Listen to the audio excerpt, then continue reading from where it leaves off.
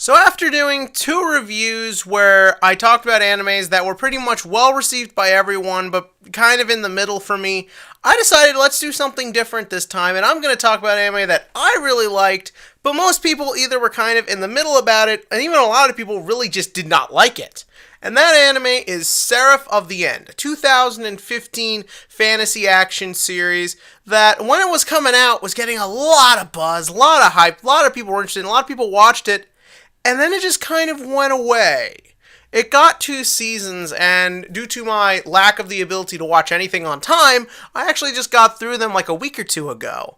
And the thing is that after I finished them, I wanted to see what other people thought, someone like Anime News Network, all that good stuff, and found a lot of people really hated it. Like, I was shocked, when honestly, I really dug it. Like, I know I said that already, but that's kind of all I gotta say. I genuinely enjoy the show, and I understand why people don't like it. I can get that, but to garner the distaste this show has gotten over the past several months, I think is maybe a little much, and hopefully through this review I can kind of give people an idea where I'm coming from on a positive angle, maybe find out why it is a lot of people also did not like it. So let's start off with, of course, as always, the plot. Seraph of the End is set in the near future post-apocalypse. You've seen that before. It's Walking Dead, it's Attack on Titan, it's humankind versus a monstrous race that wants to end us and destroy us and eat us.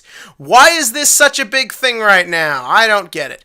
But we essentially begin the series by meeting our main character, Yu, and our other main character, Mika. That was not good grammar, but we're sticking with it. Yu and Mika are orphans, and basically, the vampires, this isn't just they swarmed us and we couldn't do anything. This time around, there's a disease that wiped out everyone like over the age of 13, or the majority of people over the age of 13, thus basically drawing the human race towards its end. And the idea is the vampires came in, took all the children, put them in underground cities, and are basically using them as livestock for food.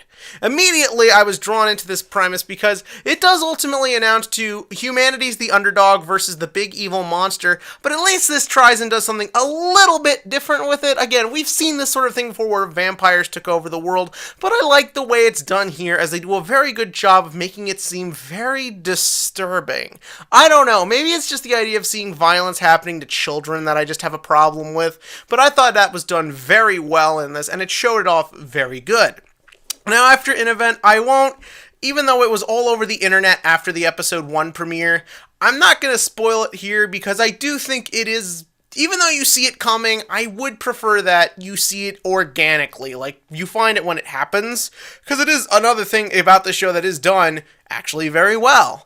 After all this, Yu ends up alone, finds the human resistance, and then grows up to become a soldier, and that's pretty much where the series takes off from there. We follow Yu as he meets his sort of band of comrades, and they basically begin their fight to free Earth from the reign of the vampires, save the human race, and get everything back on track.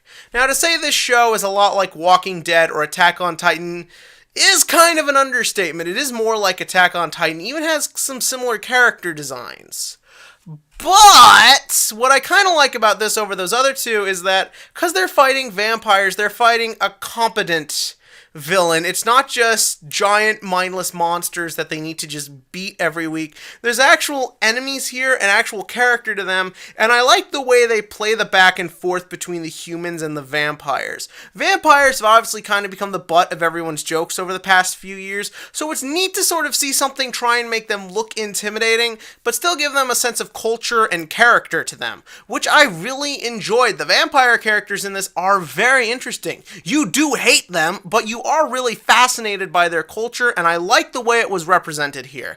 Also, the other big thing, and this is the thing everyone pretty much agrees, is the backgrounds in this show are amazing. I don't know who chose this art style. I don't know if that's in the manga. I don't know anything about that, but I love the way this show looks. It's easily my favorite animation aesthetic I've seen in a long time. It makes it look like it's this gothic oil painting with these modern day people in front of it. It really gives the show such a sense of of like lore and pathos and kind of puts it in its own league, because I don't know too many shows that look like this or try to look like this. Now, to my understanding, this caused a lot of problems because all these sets had to be hand drawn, but the thing is, it really pays off and it really sets me into the world, and I really loved watching it. And the action, though at times the budget gets a little constrained, is really cool. Like, I love the sword fights, I love the creativity, I love how massive and insane it gets. I was sort of hoping for more of an Attack on Titan, Walking Dead sort of practical action, or what technology pushes us to do to fight these monsters.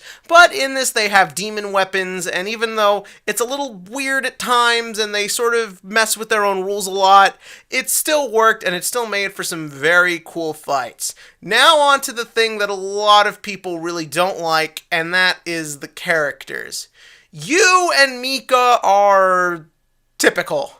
Yu is sort of the headstrong, he's out for revenge, he wants to save everyone, he wants to create humanity a new future.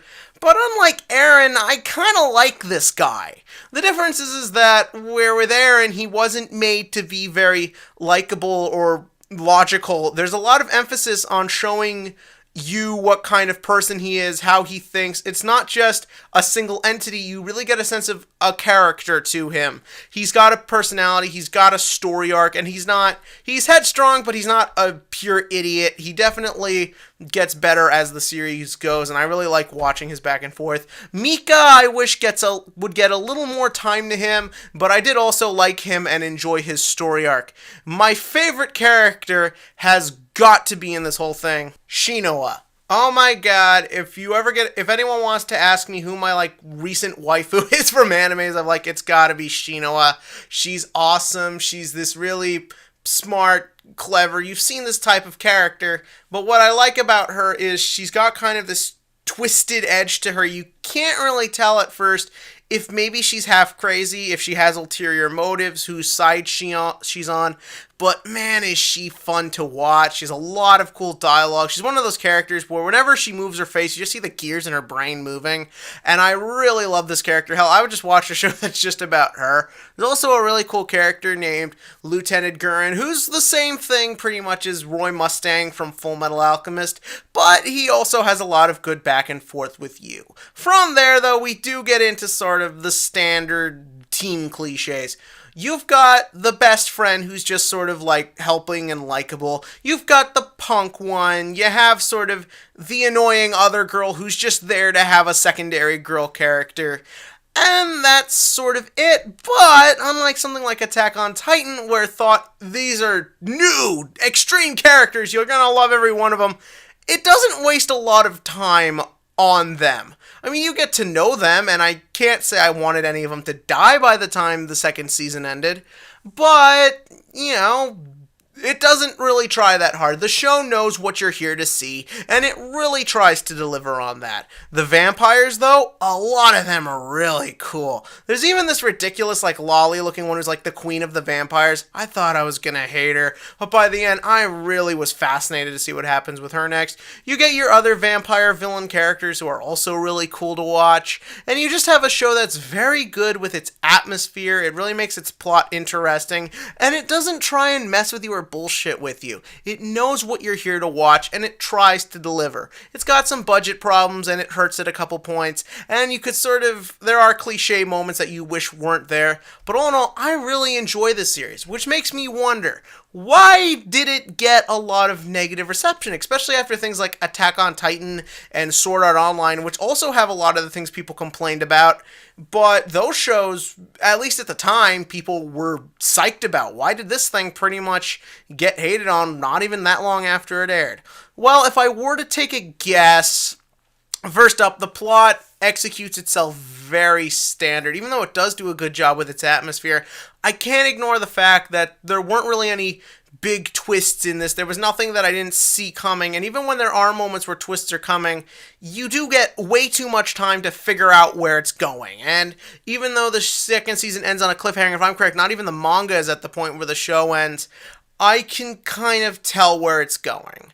But I still enjoy it, and the other problem people have is we are getting kind of a lot of these between Walking Dead and Attack on Titan. Even though between all three of these shows, if I had to pick the one I'd watch, I'd probably watch this one. It just does things that I like. But the thing is, something like Attack on Titan just pushes itself, goes right into your face, makes a big deal, and everyone knew about it.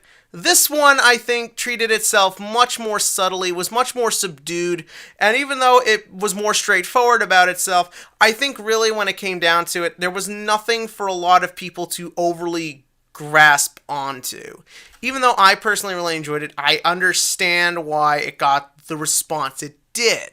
But I do hope the story continues, and I would love to see where it goes. It'll be a while before season 3, although to my understanding there's some like extra manga chapters that go into characters' backstories. That could be kind of interesting. But for now, I'm going to say check this show out.